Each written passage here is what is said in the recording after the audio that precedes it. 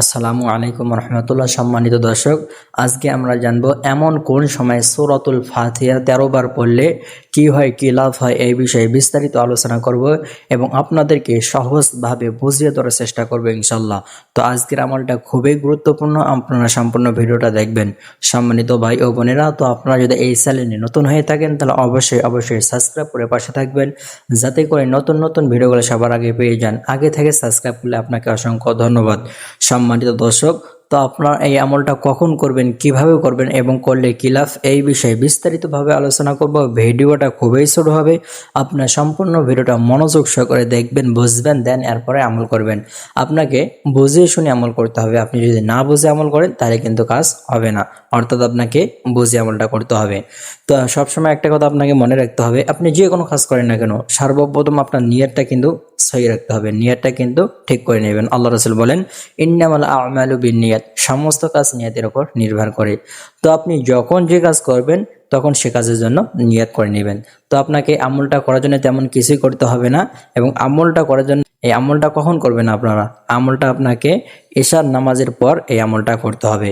তো আপনাকে পবিত্র হয়ে এবং নিয়তটা সহি করে এই আমলটা করতে হবে। আর এই আমলটা শুরু করার আগে আপনাকে অবশ্যই 3 বার ইস্তেগফার পড়তে হবে। আস্তাগফিরুল্লাহ, আস্তাগফিরুল্লাহ, আস্তাগফিরুল্লাহ। এরপরে আপনাকে দরুদ শরীফ 3 বার পড়তে হবে, অর্থাৎ দরুদে ইব্রাহিম। যে দরুদ শরীফ আমরা নামাজের মধ্যে পড়ে থাকি, এই দরুদ শরীফ আপনারা 3 বার পড়ে নেবেন। আল্লাহুম্মা সাল্লি আলা মুহাম্মাদ ওয়া আলা আলি মুহাম্মাদ কামা সাল্লাইতা আলা ইব্রাহিম ওয়া আলা আলি ইব্রাহিম ইন্নাকা হামিদুম মাজিদ। আল্লাহুম্মা বারিক আলা মুহাম্মাদ ওয়া আলা আলি মুহাম্মাদ কামা বারাকতা আলা ইব্রাহিম ওয়া আলা আলি ইব্রাহিম ইন্নাকা হামিদুম মাজিদ। এইভাবে আপনারা 3 বার পড়ে নেবেন। তো আপনি যদি এই দরুদ শরীফ পড়তে না পারেন তাহলে বলবেন সাল্লাল্লাহু আলাইহি ওয়াসাল্লাম, সাল্লাল্লাহু আলাইহি ওয়াসাল্লাম, সাল্লাল্লাহু আলাইহি ওয়াসাল্লাম, এভাবে কয়েকবার পড়ে নেবেন। এরপরে আউযু বিল্লাহি এবং বিসমিল্লাহর সহিত সূরাতুল ফাতিহা 13 বার পড়ে নেবেন। আউযু বিল্লাহি মিনাশ শাইতানির রাজিম, বিসমিল্লাহির রহমানির রহিম। আলহামদুলিল্লাহি রাব্বিল আলামিন, আর রহমানির রহিম, মালিক ইয়াউমিদ্দিন, ইয়্যাকা না'বুদু ওয়া ইয়্যাকা নাস্তাঈন, ইহদিনাস সিরাতাল মুস্তাকিম, সিরাতাল্লাযীনা আন'আমতা আলাইহিম, গায়রিল মাগদুবি আলাইহিম ওয়ালাদ-দাল্লিন, আমিন। এভাবে আপনারা 13 বার পড়ে নেবেন। এরপরে আবার দরুদ শরীফ 3 বার পড়বেন।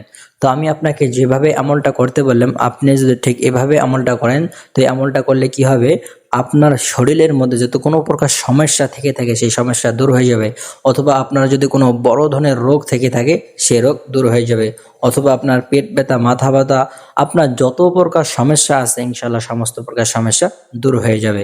তো আপনি যদি আমলটা করতে চান তাহলে অবশ্যই আমাকে কমেন্ট করে জানাবেন। আমি আপনার জন্য বিশেষভাবে দোয়া করব, আল্লাহ রাব্বুল আলামিন যেন আপনার সমস্ত প্রকার সমস্যা দূর করে দেয়।